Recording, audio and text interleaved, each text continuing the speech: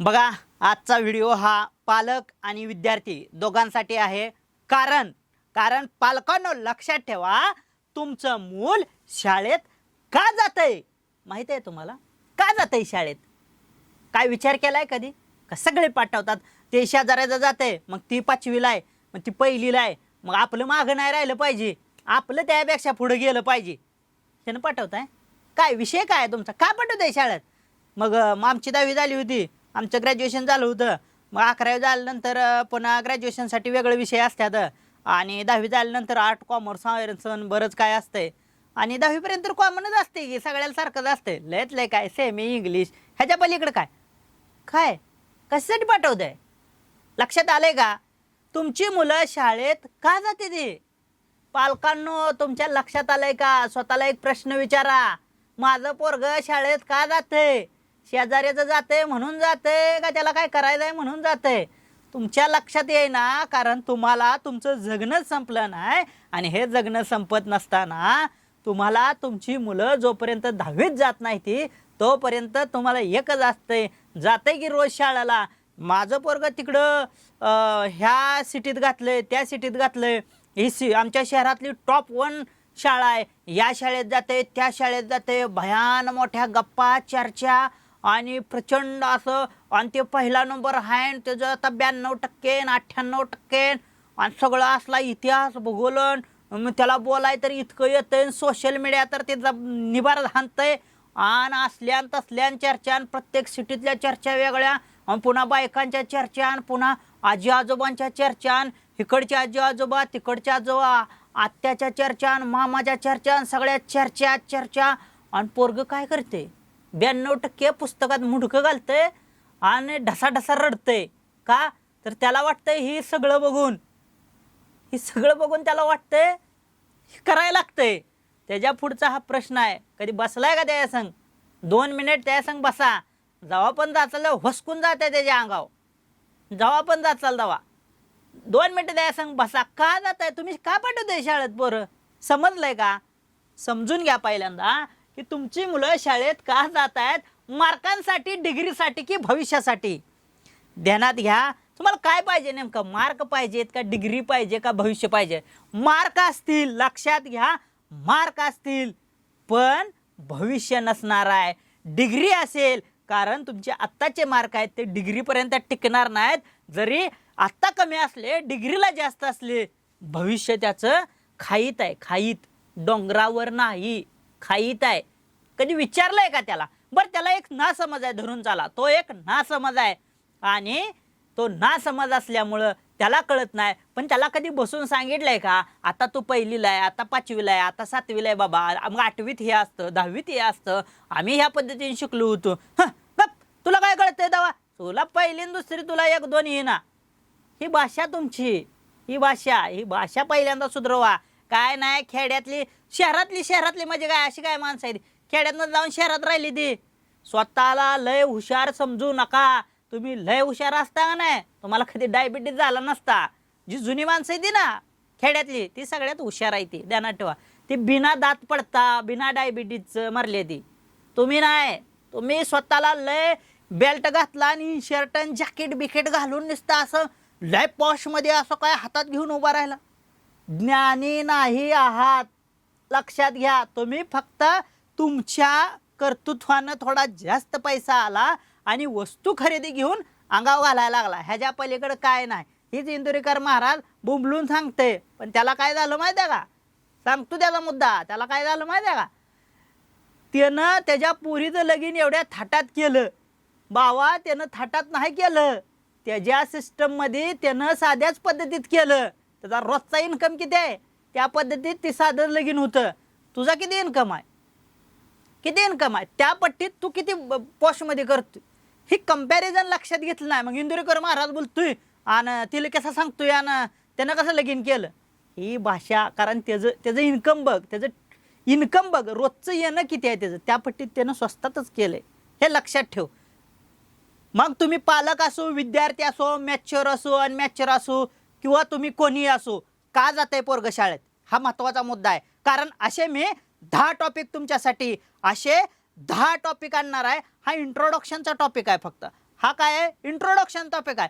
ह्या 10 टॉपिकमध्ये येणारं भविष्य आणि येणाऱ्या भविष्यातील तुमच्या विद्यार्थ्यांचे जे बलस्थान आहेत ते कोणत्या पद्धतीनं मजबूत केले पाहिजेत हे सांगणार आहे. आणि हे बलस्थानं तुम्ही जर नाही मजबूत केलं, लक्षात घ्या, मग तुम्ही झेंडा, पक्षाचा झेंडा, आणि आमचा बाबू जातो बुलेट घेऊन, पक्ष 300 रुपये डिझेल टाकतो गाडीत, आणि आता पेट्रोल 500 असते गाडीला, आणि बाबू आमचा सकाळी एक दुपारी एक, आणि पुण्या काय करतो माहिती आहे का, इथनं जातो आणि परत माघारी येतो, आणि परत असं 3-4 वेळा ती पैसे कमवतो.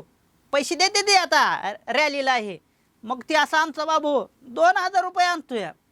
ही रियालिटी आहे, ही रियालिटी समजून चाला. आज जर तुम्हाला नाही समजलं, काय कुठला मुद्दा नाही समजला, माझं पोरगं शाळेत का जातंय, किंवा पोराला जर नाही समजलं, बाबा मी शाळेत का जातोय मी शाळेत, का लोक जाते ते म्हणून जातोय, का ती शेजाऱ्याचा आहे म्हणून जातोय, हे जर तुम्हाला नाही कळलं तर येणारा सगळ्यात मोठा धोका जर तुम्हाला वाटत असेल की आमच्याकडे प्रचंड दौलत आम्ही कमवून ठेवली आहे, माझं SIP आहे, नामका आहे, हिथं लावलंय तिथं लावलंय, हिथं 4 गुंठ घेतलंय, तिथं 10 गुंठ घेतलंय, इथं फ्लॅट घेतलाय, तिकडं 4 एकर जमीन घेतली, काय फायदा नाही. कारण येणारं युग विचित्र आहे, वेगळं आहे. हे तुम्हाला जोपर्यंत समजणार नाही तोपर्यंत या गोष्टीचा काही उपयोग नाही. हे तुम्ही समजून घ्यायला पाहिजे. आता काय झाले, मला 5-5 मिनिटाचा व्हिडिओ बनवायला लागतात, 5 मिनिटाचा व्हिडिओ बनवायला लागते, नाही तुम्ही बघत नाही, तुम्ही काय ढकाल द्यायला लगेच का, हे लागा हे असलं बोलतंय, बोलायला पाहिजे. अहो तुम्ही करताय काय, कारण डिग्री भविष्य. आता बघा तुम्हाला सांगतो, प्रॉब्लेम सॉल्विंग येणारच नाही हो. आजच्या काळातल्या पोराला प्रॉब्लेम सॉल्विंग येत नाही. आजच्या काळातल्या पोराला प्रॉब्लेम सॉल्विंग येत नाही, ती फक्त सांगते. आणि काय करायचं आहे सांग, ही वस्तू इकून येऊ का, हां इकून येतो. प्रॉब्लेम सॉल्व करायला ज्ञानच लागतं, आणि हे आजच्या काळातल्या पिढीनं पहिल्यांदा घेतलं नाही. मग तुम्ही पुढं डिलिव्हर कसं करणार. मग तुम्ही सांगताय शिक्षण व्यवस्था अशी, आमकंच असं तमकंच असं, सगळं खरं आहे, शिक्षक पण त्याच काळातले आहेत. पण लक्षात घ्या, तुम्ही किती देताय त्याला, तुमचं वर्तणूक कसं आहे हे तुम्ही जरा सायकोलॉजिकल जरा शिका, त्याशिवाय तुम्हाला कळणार, त्याशिवाय तुम्हाला कळणार नाही. ही गोष्ट तुम्ही लक्षात घ्या.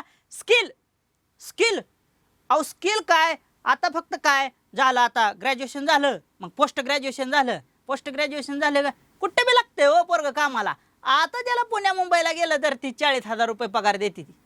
अरे कुठली भाषा आहे, अरे काय करतोय तू, तुझं फील्ड काय, पण तुझं फील्ड जरी माहीत नसलं तर तुला करायचं आहे काय, कुणाला माहिती आहे सांगा बरं. हे 2-4-10% सोडली लोक, कुणाला काही माहीत नाही. लक्षात घ्या, AI फक्त आता काय झालं माहिती आहे का, ChatGPT आहे, जेमिनी आहे, त्यानंतर अशा असंख्य फीचर्स आलेत, आणि त्याला प्रश्न विचारलं का ते आन्सर देते. तुम्ही एखादं त्याला काम सांगताय आणि ती करून देते.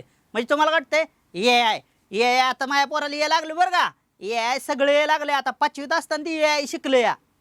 अरे काय AI काय बेसिक मॉडेल माहिती आहे का, ही फक्त तुमच्यासाठी AI साधं AI तुमच्या लक्षात येणार नाही अजून. AI काय आहे, AI ही एक संकल्पना, कृत्रिम मेंदू आपल्या मेंदूमध्ये जी वायरिंग आहे, कसं 5-5 मिनिटाला तुमच्या डोक्यात विचार येतात वेगवेगळं, त्याच्यापेक्षा विचित्र आहे फक्त तो प्रायमरी स्टेजमध्ये आहे, पहिल्या स्टेजमध्ये आहे. म्हणून तुम्हाला काय कळलं ना, क्रिएटिव्हिटी काय कळते, क्रिएटिव्हिटी कळतच नाही. फक्त एकच आहे, तिथं जायचं कामावर, हां चला, हां कुठं 10 लाख भरून पोरगं कामाला लागले 10 लाख भरून पोरगं कामाला लागले, काय करतंय तसलं विचारू नका.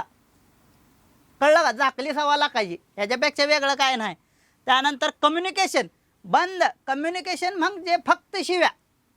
कम्युनिकेशन हा पार्ट बऱ्यापैकी आता सोशल मीडिया जोपर्यंत स्क्रोलिंगमध्ये आहे तोपर्यंत फक्त शिव्या, किंवा मग फोन करायचा आणि काहीतरी बोलायचं आणि इकडचं तिकडचं. कम्युनिकेशन ॲक्च्युली सिस्टममध्ये वर्क करताना तुम्हाला काय पाहिजे, कसं पाहिजे, तुमचं बिहेवियर कसं पाहिजे आणि तुम्ही वागायला कसं पाहिजे, या सगळ्या गोष्टी काय नाही त्याच्यात काय नाही राहिलं. आता कम्युनिकेशनमध्ये फक्त काय राहिलं माहिती आहे, एखादं कुठलं तर लेक्चर करायचं आणि मग ती सांगते भाऊ, मग त्याच्यानुसार वागायचं, इनशर्ट करायचा, पॉशमध्ये राहायचं, स्टारची कपडी बिपडी घालायची आणि नुसता धिंगाणा आपलं एखादं गाणं लावायचं, इंस्टा रील्स काढायची. पण कम्युनिकेशन ॲक्च्युली वर्किंग काय आहे, काय कम्युनिकेशन, बिझनेस डेव्हलपमेंट काय आहे कुणाला माहिती आहे का? काय सुद्धा माहिती नाही. लिडरशिप करते की लिडरशिप, झेंडा घेऊन फिरते, लिडरशिप करते, 4 पोरं गोळा करते, ह्याच्यापेक्षा काही करत नाही. लगेच आलं का भाऊ, ए भाऊ, ह्याच्यापेक्षा ह्या भाऊपेक्षा त्याला काय सुद्धा आलं नाही अजून, लक्षात घ्या. परंतु ही येणाऱ्या काळाचं दुःख आहे. परंतु तुमचा मुलगा काय शिकतोय हे तुमच्या लक्षात आलं नाही. ज्ञान मिळवते, शिस्त देते. आता हा मोठा मुद्दा आहे बरं का.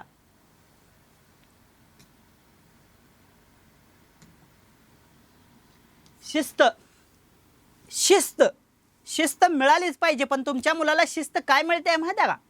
प्रचंड बलाढ्य लोकांच्या अंडरखाली राहून काम कसं करायचं, त्यांची मगजमारी कशी करायची, ह्याच्यापेक्षा शाळेत सध्या शिक्षण शिस्त या विषयात काही शिकवलं जात नाही. शिस्त म्हणजे लोकांच्यात काम करताना, लोकांच्या सिस्टममध्ये काम करताना त्या सिस्टममध्ये बैलासारखं कसं ते वडत राहायचं नसतं, ह्याच्या पलीकडे शिस्त काही शिकवली जात नाही. इन्शर्ट करायचा, नखे कापायचे, स्टेट टापटीप पाहिजे, असं प्रोफेशनल दिसलं पाहिजे, मग जॉबवर असताना असं कसं प्रीमियर दिसलं पाहिजे. बघितलं तुम्ही ज्यांच्यात जॉब करताय आज ते काय करतायत, त्यांची मुलं काय करतायत, तुम्ही कधी जगणार आहे? असं तुम्ही काय काम करायला आलाय इकडे? तुम्हाला देवान काय जगायला पाठवलंय का काम करायला पाठवलंय? जा बाबा, ती त्याचं एक काम आहे आणि ती करून ये, तेवढ्यात तुला पगार देतोय, ह्याच्या पलीकडे काय नाही. असं आहे का तुम्ही स्वतः एक वेगळ्या एनर्जीने जगायला आलाय? कशाला आलाय तुम्ही या पृथ्वी तलावर? ही दुर्दैव अवस्था आहे. म्हणून भारतावर आजपर्यंत आक्रमण झाली ती, बाकी काही विषय नाही, काहीच नाही. नुसतं भांडायचं एकामेकात. परीक्षेची तयारी, परीक्षा आली आता अभ्यास करा, नुसता अभ्यास करा. पाठांतर असं करायचं आहे की 2 दिवसात सगळं पाठ झालं पाहिजे. पण ती समजून घेतलंय का? कधी कोणी समजून घेतलंय का? ती नाही. पुढच्या वर्गात गेलं, शिकलोय पण माहीतच नाही. काय माहिती आहे? हा सगळ्यात मोठा आहे ना एक लागलेला आहे ना एक कलंक आहे. कुठला? मित्र आणि समाज. समाज काय म्हणल, येडाय का, तुला काय अक्कल आहे का, तिकडं कशाला जातो, ती कशाला करतो. आणि मित्र पहिल्यांदा भाऊ बिडीच प्यायला शिकवते. 11वीला जावा, कळेल तुम्हाला. एका ग्रुपमध्ये बसा. तंबाखू वाटलं होतं, तंबाखू ही इतकी म्हणजे ती खाताना ते माणसांना असं सांगते ती की ती कडू लागते किंवा ती वास घेतला तरी त्याला उघरी येतोय. काय नाही, धिंगाणा चालू आहे नुसतं, काय नाही. आणि मित्र सांगितलं की कवी अनंत राऊत यांनी सांगितलं, मित्र वणव्यामध्ये गारव्यासारखा. फक्त मला वाटतं की ती कविता चुकीची अजिबात नाही, फक्त त्यात एक वाक्य टाकायला पाहिजे होतं त्यांनी. मित्र वणव्यामध्ये गारव्यासारखा, परंतु तो आपल्यापेक्षा कमीत कमी 10 वर्षांना मोठा असायला पाहिजे. कारण आपल्याबरोबरचा मित्र हा आर्थिक परिस्थितीत हा आपला शत्रूच असतो, हे तुम्ही लक्षात घ्या. कारण मित्र पाहिजे, परंतु तो तुमच्या वयाचा नसला पाहिजे, ह्या मताचा मी आहे. कारण तुमच्या वयाचा मित्र बघा, लक्षात घ्या, तुमच्या डोक्यात जो आलाय ना तोच मित्र मित्रवणव्यामध्ये पेट्रोल सारखा. कारण त्यालाच माहीत असते आपल्या सगळ्या गचखोडी, आणि त्या काळात विरोधकाकडे जाऊन पेट्रोल वाचायचं काम तीच करत असते. कारण तो मित्र, परंतु तुमच्यापेक्षा वयाने 10 वर्षाचा मित्र असेल, त्याला तुमच्या आयुष्याशी काही देणं घेणं नसतं. कारण त्याचं विश्व वेगळं असतं, तुमचं विश्व वेगळं असतं, आणि या सगळ्याचं कॉम्बिनेशन ज्यावेळेस एकत्र येतं त्यावेळेस तो तुम्हाला काही अनुभव शेअर करत असतो. तुम्ही दोघं एकामेकाशी टक्कर खेळता एका वयाचं असाल तर त्यामुळे मोठा असा पर्वत तयार होतो, नाहीतर एखादी दरी तयार होते आणि दोघेजण विभागले जाता. हे तुम्ही लक्षात ठेवा. आणि स्पर्धेची सवय, काय करायची स्पर्धा, कशाला पाहिजे स्पर्धा? तुमच्या डोक्यात आहे का तुम्हाला इथं पृथ्वी तलाव जगायला पाठवलंय, आनंदाने जगा आणि इतका चांगला सुसज्ज आहार घ्या, चांगले मस्तपैकी सोयी सुविधा आहेत, सगळं व्यवस्थित जगा, निवांत जगा, फ्रेशपैकी जगा. त्या स्पर्धेत तुम्हाला हा ना इतकं घातलंय, तुम्हाला वाटते माझा नंबर यायला पाहिजे, माझा नंबर यायला. अरे काय करणार आहे नंबर येऊन? तुला कुठल्या शहरात आहे, तू एक्स शहरात तू राहतोय, असं ये पासून झेडपर्यंत शहर आहे ती, तुला एक्स शहरातलं कुठल्या तरी एका कॉलेजमध्ये तुला कितीच पळायला लागतंय. आणि ही सगळी महाराष्ट्रातली जेव्हा एकत्र येतेली, भारतातली एकत्र येतेली, तेव्हा तू कुठल्या स्पर्धेत असशील. त्यामुळं स्पर्धेची सवय लावून घेऊ नका, हे माझं ठाम मत आहे. मी जरा वेगळ्या विचारात आहे, तुम्हाला सांगतो खरंच मी वेगळ्या विचारात आहे. आणि मी ही का सांगतोय, ना मला कोचिंग क्लासेस करायचं आहे, ना मला काय करायचं आहे. मला फक्त 100 विद्यार्थी घडवायचे आहेत. काय करायचं आहे मला? फक्त 100 विद्यार्थी घडवायचे आहेत, जे असतील भारताचे विश्वगुरू. काय असतील? पहिली गोष्ट, आयऱ्या गायऱ्या नत्तू खैऱ्याचं काम नाही. जे पण माझ्या कॉन्टॅक्टमध्ये येतील, माझ्या संपर्कात येतील, मी असे 100 घडवीन की आहे ना, ते भारताचे टाटा असतील. काय असतील? टाटा. मी अशा लोकांच्या शोधात आहे, मी वैयक्तिक अशा लोकांच्या शोधात आहे. मी सगळी पोटेन्शियल एनर्जी वगैरे तो कोटा असतो ना, जो काय करायचा आहे भविष्यात येणाऱ्या सगळ्या गोष्टीचा सगळा कोटा मी साठवून ठेवला आहे.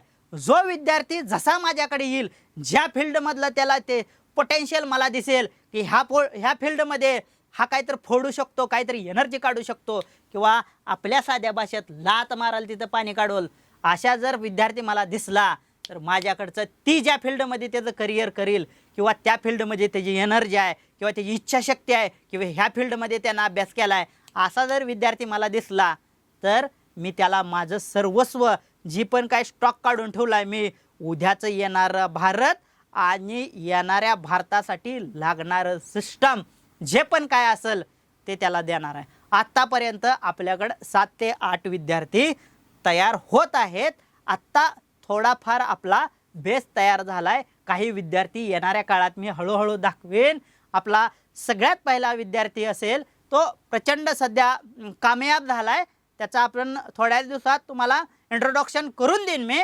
परंतु लक्षात ठेवा, मी ना कुठलं कोचिंग आहे, ना मला काय तुम्हाला काही शिकवायचं आहे, भरती शिकवायची आहे, ना तुम्हाला व्यवसाय शिकवायचा. पण कसला व्यवसाय?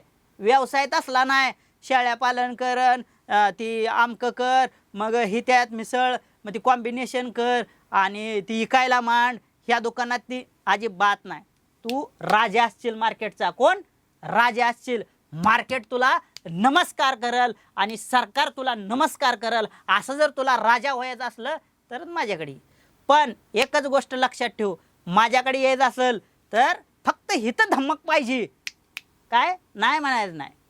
त्या ज्या पण फील्डमध्ये असशील तू, त्यात तुला राजाच बनवणार. आयला नाही राजा बनवलं तर पैदा आहे आपली.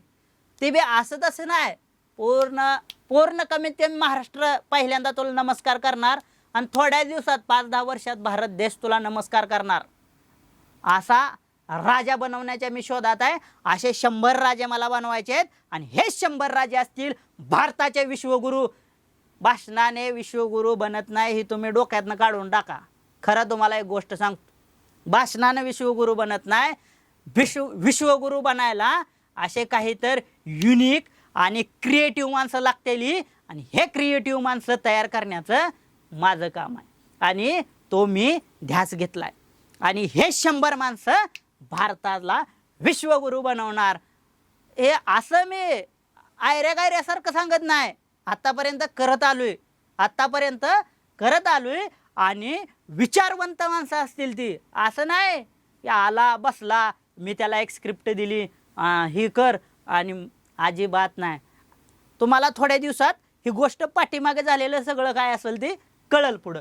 आता तुम्ही म्हणणार ही राजा बनवायचं म्हणजे ह्याला पैसे सांगतो, 1 रुपया घरून खर्चायचा नाही. जे मोठी इन्व्हेस्टमेंट आहे, जे तुम्हाला किरकोळ लागतंय, इकडे गेला तिकडे गेला इथून आला, बेसिक हे सगळं तुम्हाला स्वतः करावं लागेल पहिल्यांदा. हे पैसे तुम्ही इकडे जे वेळेस 10-10, 20-20 लाख रुपये घालवता, हेच 20 लाख रुपये तुम्ही तुमच्या व्यवसायात घालवले. परंतु बाकीचा पैसा गव्हर्नमेंटकडून कसा मिळवायचा, काय करायचं, त्यासाठी कुठं काय कशी प्रोसेस आहे, हे सगळं मी त्यांना बसून शिकवतो. कुठूनही पैसा घरून घालायचा नाही. ही गोष्ट लक्षात ठेवा, लक्षात येईल तुमच्या.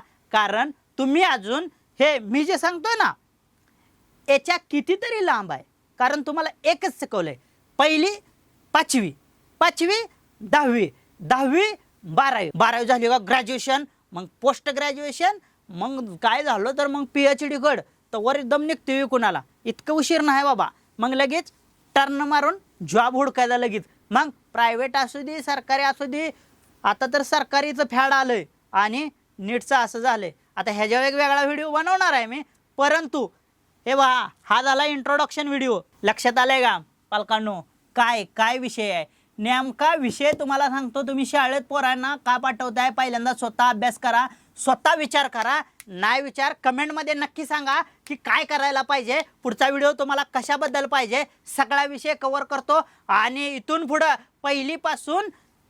पहिलीपासून ग्रॅज्युएशन पोस्ट ग्रॅज्युएशनपर्यंत कसं शिकायचं, काय शिकायचं, नॉलेज कसं घ्यायचं. फक्त शाळा महत्त्वाची नाही, ही कौशल्य महत्त्वाची आहेत. आणि ही कौशल्य आज जर तुमच्याकडे नसतील तर काय फायदा नाही. कारण हे सगळं आहेच, हे शाळेतून मिळतंय, परंतु हे कुठंपर्यंत मिळतंय? हे प्रायमरीपर्यंत सगळं मिळतंय. शाळा गरजेची आहे, फक्त शाळा पुरेशी नाही, ही तितकंच लक्षात ठेवा. कारण ही कौशल्य जर तुमच्याकडे आज नसतील तर येणाऱ्या काळात तुमचा मुलगा टिकणार नाही. आज ज्या वेळेस शेतकऱ्यांची जी अवस्था आहे त्याच्यापेक्षा बेकार अवस्था, हे जर तुमच्याकडे नसेल तर या मुलांची होणार आहे, हे तुम्ही लक्षात घ्या. कारण आता प्रत्येक गोष्ट टप्प्याने बदलत आहे. तुम्ही कितीही आवाज उठवा, परंतु गव्हर्नमेंट ती गोष्ट बदलत नाही, काहीतरी चेंजेस करतं, ती तशीच ठेवते. साधारणपणे सांगायचं झालं, एकदा एखाद्या वस्तूची किंमत वाढली, नंतर कधीही त्या वस्तूची किंमत कमी होत नाही, हे तुम्ही लक्षात ठेवा. आणि तुम्ही किती जरी इकडून प्रदर्शनं केली, काहीही केलं, तर त्या वस्तूची किंमत अजिबात कमी होत नाही. उलट नेट, CET, SSC परीक्षेत जे लोकांनी रस्त्यावर उतरले, त्यांचे काय हाल केले हे तुम्ही बघितलं आहे. आणि याच्यातून त्यांच्यावरच केसेस झाल्या, सरकारला याचा काहीही फरक पडला नाही, हे तुम्ही लक्षात घ्या. आणि याच विचारधारेतून तुम्ही जर तुमची मुलं शाळेत पाठवत असाल तर येणाऱ्या काळात प्रचंड तुमच्यासाठी हे दुर्दैवी गोष्ट असेल. आणि 2035-36 येणाऱ्या 10 वर्षाच्या काळात तुम्हाला वाटेल सगळ्यात मोठी चूक आम्ही केली, जी माझ्या मुलाला मी करायला नको होती. आणि ही जर चूक तुम्हाला करावं नाही वाटत असेल, तर ही जर चूक तुम्हाला नको वाटत असेल तर आज अभ्यास करणं तितकंच महत्त्वाचं आहे, ही गोष्ट लक्षात ठेवा. भेटूयात पुढच्या व्हिडिओमध्ये. हे 10 टॉपिक बघत चला. हे इंट्रोडक्शन व्हिडिओ आहे, 10 टॉपिक बघत चला. आणि या 10 टॉपिकमधून कळणार आहे का मुलं शाळेत पाठवली पाहिजेत, कुठे पाठवली पाहिजेत, कशी पाठवली पाहिजेत, आणि ॲक्च्युली मुलं शाळेत जाऊन करतायत काय, हा सगळा इतिहास तुम्हाला मी सांगणार आहे.